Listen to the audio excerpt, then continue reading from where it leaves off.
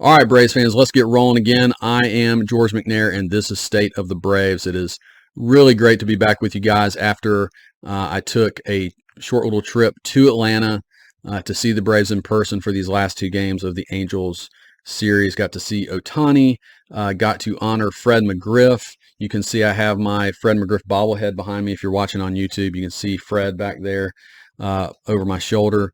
And, you know, I love Fred McGriff and I love bobbleheads. So this is a perfect marriage of those two things. Um, and look, we got to see two really good games too. The Braves played great. 6 home runs were hit in those two games. Just a lot of fun. Actually 7, because Matt Olson, his shot down the line, I'm telling you guys, I was sitting right under the foul pole basically. That thing was fair. I'm not too bitter about it, but anyways, it was fair.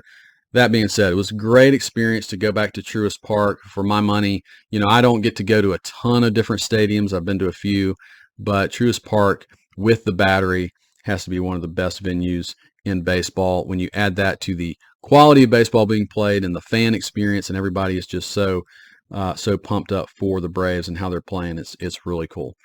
Now, for this episode, I want to dive into the trade deadline, what the Braves did, and honestly, what the Braves did not do at this deadline. Compare this to 2021 or 2022. The fact is the Braves have fewer needs. Now, are the Braves devoid of needs going into the trade deadline? No. But I think the most likely thing to happen happened. And that was the Braves bolstered their bullpen slightly. And they went out and got a middle infielder that is, highly capable defensively. And they did not go out and get a starting pitcher. And, why? Why is that the Braves, I'm sure a lot of you wanted the Braves to go out and get Justin Verlander or get fill-in-the-blank starter who was available. The fact is, and this is always true, but a starter is going to be incredibly expensive at the deadline, number one. And I think for the Braves, these starters that were available would have had a lower impact on the Braves and their success compared to the other teams who really were in desperate need of starting pitching, like the Rangers. The Braves, if you get a Verlander or a Scherzer, they're really slotting into maybe your number 3 starter, especially if Fried comes back fully healthy today. Is that valuable? Certainly it is. But the Braves also have a highly capable Charlie Morton and Bryce Elder in their rotation as well. And most teams don't have that. They have some warts and wrinkles, and Morton isn't always incredibly effective, and Elder can, he can lay an egg occasionally. But these two are very good pitchers in their own right. And the Braves, with Fried coming back, have 4 high-quality starters in their rotation. So that being said, high cost, lower impact for the Braves. Are you going to go out and give up an A.J. Smith-Shawver for one of those guys available? And obviously, Anthopolous' answer was no, which also tells you how much he believes in A.J. Smith-Shawver. I think he was absolutely the number 1 guy that teams would be asking for. And the Braves said no, it's not worth it. Smith-Shawver potentially is going to be a middle of the rotation to top of the rotation arm for the Braves eventually. We don't know exactly when that's going to happen. But he also could make an impact this year. And by trading him away for a 40-year-old pitcher or for a guy that's a rental, I don't know that does make a lot of sense. Some other teams were willing to do it, but other teams also have deeper pockets when it comes to prospect capital, and the Braves don't. They don't have 3 or 4 other guys behind A.J. Smith-Shawver ready to go. So the Braves are in a little bit of a unique situation there, and I appreciate, even though it's not as exciting to not get a big name at the trade deadline, I do appreciate Anthopolous' dedication to both the short term and the long term for the Braves' future. The Braves are going to be very, very good guys for years to come, and I think it's kind of cool that A.J. Smith-Shawver is going to be hopefully a part of that. All right, so they don't go out and get a starter, but one thing we do know from this trade deadline is the Mets totally um, are a failure this year. And the trade deadline is a representation of that, as every Met basically that could be sold off was sold off, including Scherzer and Verlander. Um, guys, I talked to you earlier in this offseason that the Mets leaning so heavily on two old pitchers, even though they're future Hall of Famers, was just a highly risky proposition, and it did not work out. Scherzer and Verlander both were not consistently effective all year. That's another reason, these are huge names. They're Hall of Famers. Teams are giving up a lot for them, but this is not Max Scherzer of 5 or 6 years ago. This is not Justin Verlander, possibly even of last 2 years where he was so effective. Now they could be. I mean, they could turn back the clock and have some great games, but you just wonder if teams are kind of overlooking what they've done this year and are overpaying a little bit. So the Braves, it was the least sexy move maybe in the history of the Braves when they went out and got Yanni Chirinos. But what is his role? He is not going to, unless there's something really weird happened, he's not going to make a postseason start ever. He's your fifth starter to eat innings. And honestly, if he starts failing in that role, you can release him. And you still have A.J. Smith-Shawver and Michael Soroka and some other guys you could lean on to do that potentially. But the Braves, unlike almost every other team in baseball, are pretty much guaranteed to be in the playoffs. They're close to guaranteed to winning the National League East. What they need to focus on is setting up their postseason roster the best they can. And so making sure that you have a fifth starter that just can eat innings, can keep your bullpen as fresh as possible. That is really important. And Chirinos' last start here against the Angels was okay. I mean, it's what you needed. It was 5 innings. He gave up 3 runs. The Braves got the win. It's not going to make SportsCenter highlights, but SportsCenter doesn't put the Braves on half the time anyway, so who cares? All right, that being said, that's a whole nother rabbit trail. Let's talk about the guys that the Braves did end up picking up. And the first one is Pierce Johnson. They actually picked him up about a week from the trade deadline. And I've already talked about him a little bit, but I wanted to dive back into his numbers just a little bit. He's coming from Colorado. 5.5 ERA, which is unsightly to say the least. But remember, coming from Colorado, it's just such a weird place to pitch. It messes with guys in different ways, especially guys who lean on off-speed pitches, which Pierce Johnson has a great slider, and I do wonder if it just took away his best pitch when he was in Colorado. But he has, throughout his career, great strikeout numbers, and it's great to have a strikeout guy coming in from the bullpen sometimes. The Braves, we know this. You can think of that iconic Tyler Matzik inning against the Dodgers in 2021. You basically need 3 strikeouts in a row, and he got it for you. I'm not comparing Pierce Johnson to prime Tyler Matzik, but he has great stuff, and he has been very good in the past. He had 2 stellar years with San Diego before he got to Colorado. And after a shaky first appearance with the Braves in Boston, he has actually looked very good in his last 3 outings. He actually had 1 outing in which he struck out the side. So I think Pierce Johnson potentially could be a really good addition for the Braves. He's not a guarantee, but why not take a flyer on him? The other guy that the Braves got from Colorado, left-handed pitcher Brad Hand.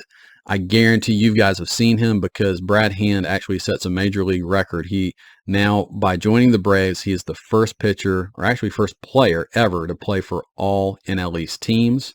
So he's always been an opponent of the Braves, and now he gets to join the Braves. He's a long-standing, good reliever, former closer, 3-time All-Star. He's jumped around. I think his greatest seasons were also with San Diego. But he was a closer for some time, He's been a great setup guy. Now, this year, again, from Colorado, 4.5 ERA. But again, I think you could probably, for Johnson and Hand, you could kick that down an earned run to get a better, more accurate view of what they've been this year. But Hand, even with that higher ERA, has been dominant against lefties his entire career, including this year. He has a nasty slider. So there's a lot of usefulness to having him in the bullpen. And the Braves needed another lefty. So I do like this one a lot. He has a ton of experience, ton of postseason experience. He's not going to be overwhelmed by anything. He's kind of that true veteran bullpen guy that you'd kind of like to have in your bullpen. The last addition of note to talk about is Nicky Lopez. He is an infielder coming over from Kansas City, and I like this guy. If you've seen a couple of his interviews, comes across really well. I think he's known as being a great clubhouse guy, really well liked in Kansas City, and he is a supremely talented defender. He's not going to give you a ton offensively, doesn't really have any power, but is probably one of the best defensive infielders in baseball, and he can also play the outfield. So there's a lot of usefulness there. And I see him, along with Forrest Wall, kind of filling these little holes. The Braves are filling in these little holes that they had before. Wall, of course, can come in as a late-game pinch runner. Lopez here maybe can come in as a late-game defender, or if you have an injury and you need him to fill in defensively for a couple games, he is going to do that really, really well. So I like this addition. It's not going to splash across the headlines, but Lopez, along with these two relievers, again, this is not something where you're just like super excited that the Braves did these things at the trade deadline, but they're really important things that the Braves were able to solidify. All right, so I've already mentioned to you guys I was able to visit Truist Park for these last two games against the Angels. It was just a great time with my family. My wife came and my parents. My dad is a huge reason why I'm such a big Braves fan.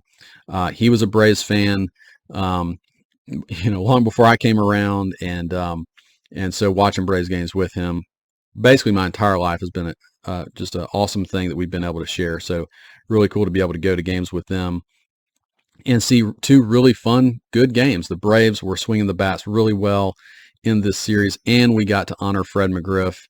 And, like I said, got to see his Hall of Fame plaque. Got to see him drive around in that car in person and wave to the fans, and I was one of those, and got his bobblehead. So, but also getting to see Shohei Ohtani in person was really special.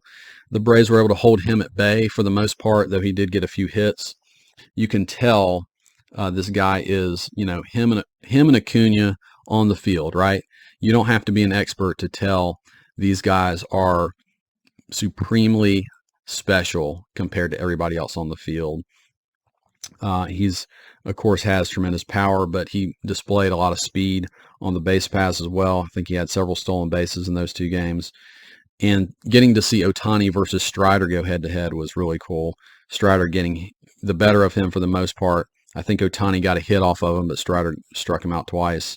Of course, Strider's first strikeout against Ohtani was his 200th of the season, which broke Strider's own record for the fastest pitcher in a season to get to 200 strikeouts. So Quadzilla, right? Quadzilla took down Ohtani. I don't know. That sounds like maybe a comic book in the making, but seeing Strider in person is very cool, and it's a reminder when I go to Braves games how special this team is. I mean, to get to see Acuna and Strider and Michael Harris was just awesome in this series. There's so many great Braves to appreciate, especially when you're there in person. That second game of the series was hot. I mean, it felt like 100. It was actually only in the high 80s, but the heat index was high. I think they talked about it a lot on the broadcast. But it's easier to get through 2.5 hours of intense heat when your team is winning compared to when your team is losing. And so that was really good. I was sitting just under the broadcast booth, and you guys might know that during the seventh inning stretch, those guys will throw out the Cracker Jacks to the fans. I really thought I was going to get some Cracker Jacks. I was trying to make eye contact with Brandon Gaudin and Jeff Francoeur, and they failed me, guys. They did not throw me any Cracker Jacks. Can't believe that. I mean, I made good eye contact with Jeff Francoeur. Still nothing.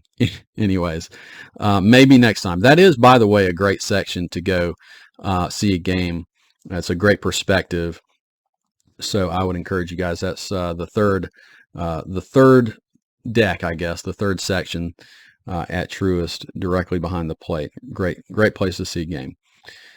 So anyways, let's just go into both of those games that I was able to see. Game 2, again, Strider comes out. I believe he had 9 or 10 strikeouts, sets that record for his 200th strikeout of the season. He had really good fastball command in this one. His slider was really nasty. I think he hung one slider, which was kind of what caused the only run that he allowed to score. But otherwise, the slider wasn't staying in the zone. It was from in the zone to out of the zone. Got a lot of chases on that. And then Michael Harris was the player of the game on this one. Homered twice. I came into this game actually really feeling good about Harris for some reason. I think he's obviously been swinging really well for a long time now, but he hasn't been hitting a ton of home runs. In fact, the last time he hit home runs was about a month ago in Cleveland, where he hit 2 in a game, and then here he hit 2 in this game as well. Just his first one was absolutely crushed. I think it went 445 feet into right center field. And then Olson, Matt Olson hit the home run. I already mentioned this, hit the home run that I guarantee you guys, I promise you, that was a home run. It was in fair territory. I have no idea why I know it exists, but why are we not using technology to shoot directly up from the foul pole so that we can tell if a home run over a foul pole is fair or foul? I don't know the answer to that. Maybe it's just a money thing, but I feel like that should happen. But anyways, it was a really fun game to watch. Orlando Arcia also hit a 2-run homer in this game. The only negative from this game was Sean Murphy's offense. He's definitely in a bit of a slump, and he has been for a while, but it really stuck out to me in this game. I think he hit into 2 double plays and also struck out. He also, I think his other out was just a first pitch swing, weak fly ball. And look, I love Sean Murphy, and when he was going well early in the season, it was just very fun to watch. You might remember the first week or two of the season, he hitting a lot of double plays, a lot of weak contact, and it seems like that's what he's doing now as well. Looks out in front of a lot of pitches, maybe jumping at the ball, and it's causing him to chase off-speed pitches more and that sort of thing. So hopefully he can get going again. I know he's in the lineup today against the Cubs, so hopefully he'll have a good one today and break out of it. Game 3 of this series, Acuna, Riley, and Olson all homered. That was really awesome to see in person. Acuna hitting a 3-run bomb to center field to break open the scoring. Lucas Giolito pitched for the Angels. Giolito is a pretty solid pitcher, and the Braves kind of embarrassed him in this one. He gave up 9 runs before the Angels finally took him out. Harris had 3 more hits. He didn't hit a home run in this game, but 3 more hits. 3 runs scored, 2 RBIs, just an amazing series for Michael Harris. And I didn't even mention game 1 where he might have stolen a home run away from Shohei Ohtani. And, Chirinos, like I have mentioned this, that he pitched in this one and probably gives you the best version of Chirinos. 5+ innings pitched, 3 earned runs, gives the Braves a chance to win, and they do. The negative of this game, and there wasn't much negative to this game, but Tonkin and McHugh did not look particularly good in relief. McHugh has not looked sharp for a while. I'm a little concerned about that. But that being said, the Braves have more bullpen options. So going forward, I think probably they will be in evaluation mode for all their bullpen guys to see who's going to be on the postseason roster. Obviously, we have a little time before that, but I think now's when that starts. All right, so just to preview the Cubs series, guys, obviously the number one storyline is the return of Max Fried. By the time this podcast episode airs, probably game 1 will be in the books and Fried will have pitched. So hopefully he pitched well. He goes today. This is his first start since May 5th, and his effectiveness obviously will be something to watch. I think he'll probably be able to get to around 85 pitches in this one. And hopefully he can pitch well, and it will be a good first stepping stone towards getting him fully back. The Cubs are a very hot team. They are probably the hottest team in baseball right now. They've won 13 of their last 16 games. They just swept the Reds and outscored them a ridiculous 41-18 in a 3-game series. Scoring 41 runs in a 3-game series is absurd. They scored 20 in one game, 16 in another. So obviously Fried coming in and shutting them down would be awesome. Just shout out to my friend Megan. She is a huge Cubs fan.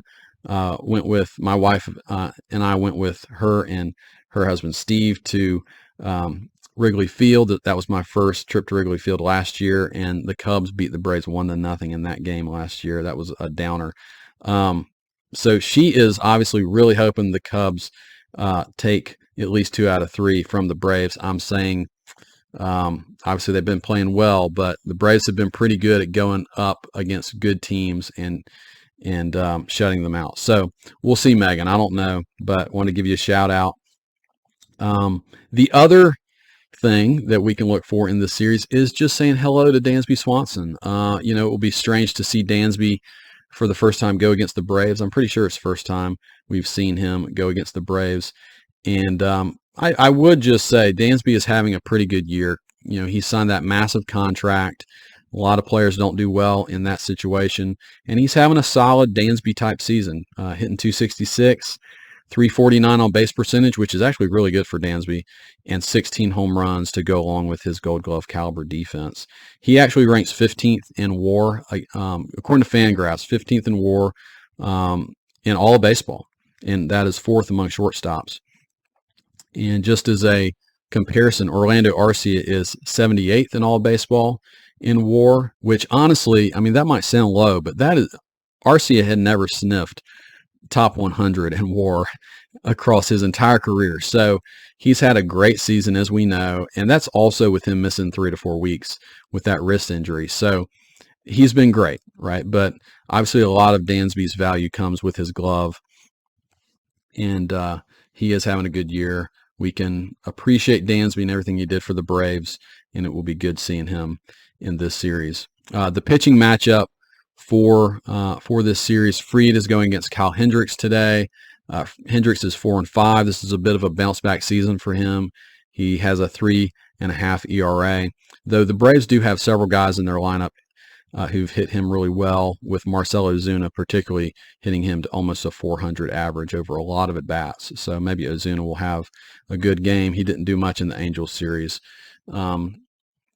Elder is going in game 2. The Cubs have not announced the starter for that one yet, so I don't know if they'll call somebody up or maybe it will be a bullpen game for them. And then game 3 is Morton versus Justin Steele. If you haven't heard of Justin Steele, he has had a great season for the Cubs. Lefty, he was an all-star this year, is 12-3 with a 2.65 ERA. So that might be the worst pitching matchup for the Braves, but they also hit lefties really well, so we'll see.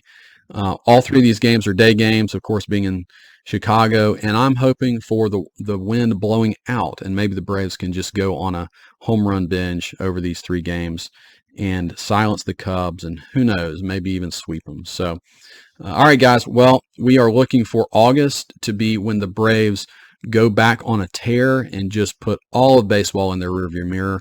I think it's very possible, especially if Fried comes back fully ready to go, then I think the Braves could really start playing some dominant baseball here, and looking forward to that. Well, guys, it was great to be back with you. Just remember, if you haven't already, subscribe to my channel on YouTube. You can listen to me on Spotify and Apple Podcasts, and you can find me on Twitter as well. Guys, it was great to talk to you, and I will talk to you soon.